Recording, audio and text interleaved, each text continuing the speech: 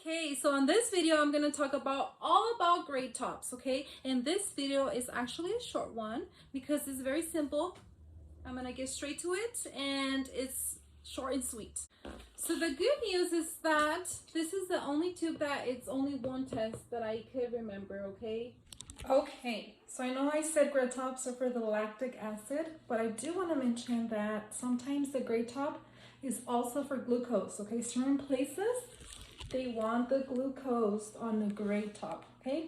Just check in with your facility, but normally lactic acid is gray, and get ready to do a lot of them if you work at a hospital. Is your lactic acid, okay? This one has to be in the laboratory in chemistry within 15 minutes of being drawn, or it has to be on ice for sure. Some places, as long as it makes it within 15 minutes to chemistry, you're good.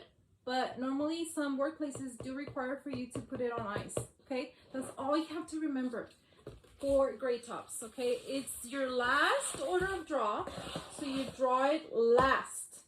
And let me tell you, this is just a quick reminder. If you're watching all of my videos, this is a good reminder, and I cannot stress this enough, that there's an order of draw for a reason, okay? Your scientist, basically your CLS, which is your clinical laboratory scientist, is the one who works in a specific department. For example, in this case, grade tops go to chemistry, so there is a CLS, okay, that is the one who is the brains, meaning that they will know that you did the wrong order of draw, okay?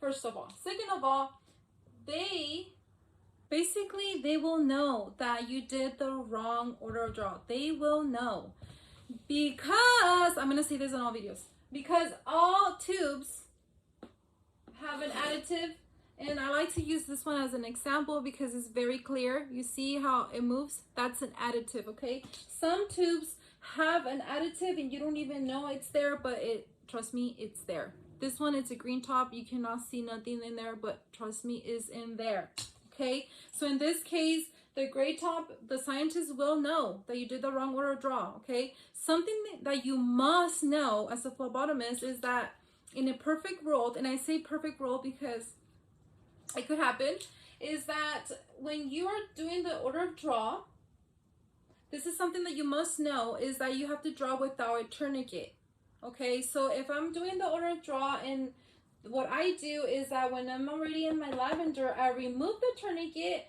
So by the time I'm done with this one, I put this one on, okay? If it's like a straight needle, and I draw my grade top in a perfect world. Sometimes it's not possible. You do need a tourniquet on, but your goal is to draw without a tourniquet. And let me tell you why. Because as I said, this is the only test that gets to be drawn in a grade top. And basically, what you need to know is that grade tops are normally drawn when the doctor orders blood cultures, okay? Just really quick, blood cultures are normally ordered when a patient has a fever. So they might think that the patient has some type of infection, okay? So they normally order a grade top for sure together with the blood cultures, okay? So what happens is that when the results come by and they're elevated, that's what the tourniquet makes the results elevated, because the tourniquet makes it, for some reason, it's like not false results, but makes it more elevated, meaning that it's out of range, okay? So that's why you need a good sample. And if it has no tourniquet, and if the test is actually high, what I and most phlebotomists don't really like is that this test has to be repeated every 2 hours until it's no longer elevated, meaning that if it's out of range, okay, you have to draw this patient every 2 hours. And if you work 8, you might see this patient multiple times in your shift. And it's not fun, but that's our job.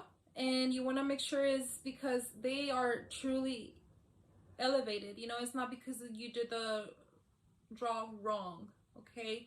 So that's why this one's really, really, you have to be careful to draw without tourniquet in a perfect world. Sometimes you have to put the tourniquet on. It's very rare, but you want to do that. Just keep in mind that Grade tops are very common in hospitals. It's normally people who are very sick, okay, and the result is high and it cannot be high, so they have to treat the patient with antibiotics. Normally the antibiotics help, and it takes sometimes a whole day to get it back in track. I have seen patients that have to draw them multiple times and they're not happy about it. But you need to explain that to them, that this test is very, very, very good to keep an eye on. Because if it's too high, that's not good. Okay, they need to keep treating the patient best possible way. So that's all about grade tops, you guys. Congratulations, you guys survived my masterclass. Just kidding. So let me know down below if you guys liked my videos about the order of draw. And make sure you guys share if you guys want to. I think it's very helpful. And see you guys. Ooh, you guys survived my order of draw. But, of course, I have more. And the next video, I'm going to be talking about send-outs, okay? It's basically specimen processor most of the time does the send-outs. Those are the weird tests, like the royal blues, the tan, the pearl top, so much, okay? Those are very rare, but I will talk about them on my next video. So don't forget to subscribe if you haven't already. Bye.